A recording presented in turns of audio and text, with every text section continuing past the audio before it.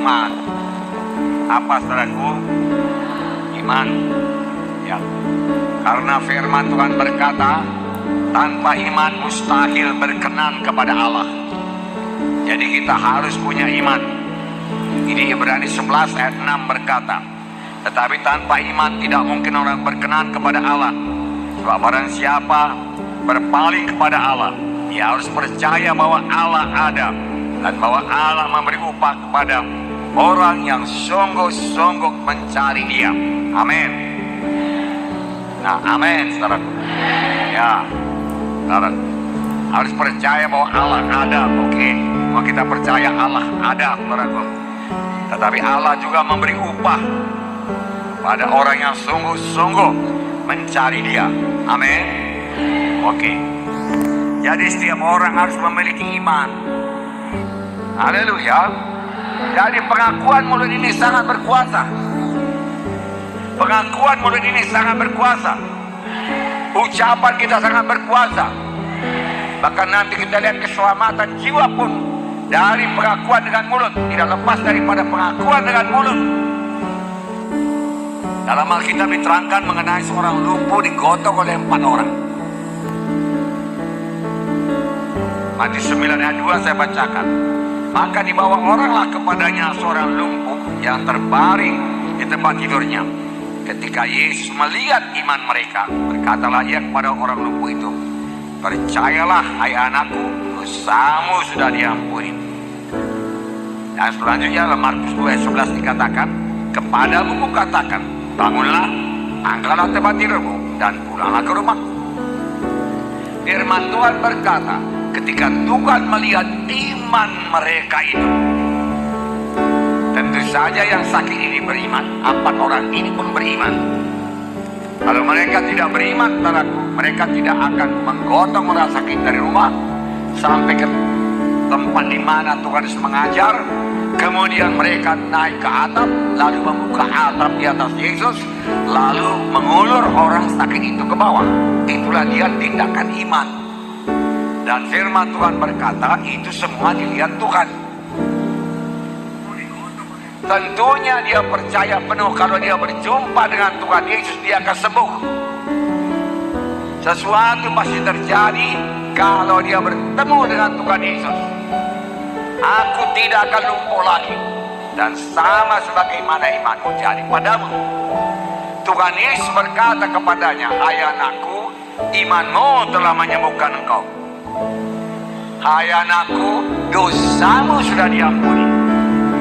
Manakala lebih mudah mengatakan, anakku, dosamu sudah diampuni, atau angkatlah tempat tidurmu, bangun dan bangkitlah pulang ke rumahmu. Tetapi supaya kamu tahu anak manusia di dunia ini berkuasa mengampuni dosa, kepadamu kukatakan, bangunlah, angkat tempat tidurmu, pulanglah ke rumahmu. Yesus melihat iman mereka. Iman mereka. Iman dapat dilihat dari pengakuan iman ucapan yang seturut dengan janji Tuhan tersebut, saudaraku, dan dari tindakan iman. Yakobus 2:26 berkata, seperti tubuh tanpa roh adalah mati, demikian juga iman tanpa perbuatan adalah mati.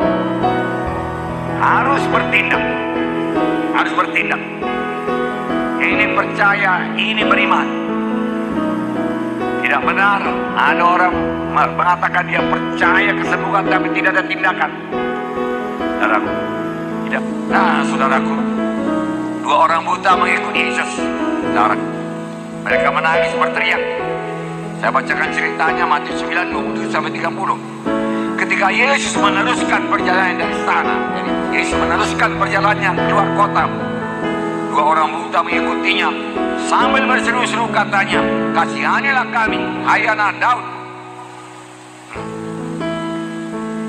Kemudian selanjutnya, setelah Yesus masuk ke dalam sebuah rumah, Yesus sampai ke kampung lain dan masuk ke sebuah rumah. Orang buta itu masih terus mengikut. Bagaimana dia mengikutnya? Boleh jadi dia ikut-ikut suara itu terus. Saudara, walaupun dia buta, saudara, dia ikut terus. Inilah tindakan iman. Amin. Ya. Datanglah kedua orang buta itu kepadanya dan Yesus berkata kepada mereka, "Percayakah kamu bahwa aku dapat melakukannya?" Mereka menjawab, "Ya Tuhan, kami percaya." "Percaya engkau aku dapat melakukannya?" "Ya Tuhan, kami percaya." Lalu Yesus menjamah mata mereka sambil berkata, "Jadilah kepadamu menurut imanmu." Dan sampai sekarang Tuhan Yesus masih berkata, "Jadilah kepadamu menurut imanmu." Nah, saudara, lalu Yesus menjamah mata mereka sambil berkata, "Jadilah kepadamu menurut imanmu." Lalu Tuhan berkata, "Jadilah kepadamu menurut imanmu." Maka meleklah mata mereka, dan Yesus pun dengan tegas berpesan kepada mereka, katanya, "Jagalah supaya jangan seorang pun mengetahui hal ini." Nah, Markus 5 ayat 28 dan 34. Sebab katanya, "Asal ku jamah saja jubahnya, aku akan sembuh." Hasilnya 34. Maka katanya kepada perempuan itu, "Hai anakku, imanmu telah menyelamatkan kau. Pergilah dengan selamat dan sembuhlah penyakitmu." Semua kita tahu ini cerita seorang perempuan yang sudah 12 tahun sakit pendarahan. Sakit pendarahan kepada orang jauh ini merupakan satu hal yang najis. Dia tidak bisa datang ke dekat kerumunan orang banyak. Kalau dia datang kepada kerumunan orang banyak, dia harus berteriak, "Najis, najis, najis." Lalu orang akan menyingkir, saudaraku.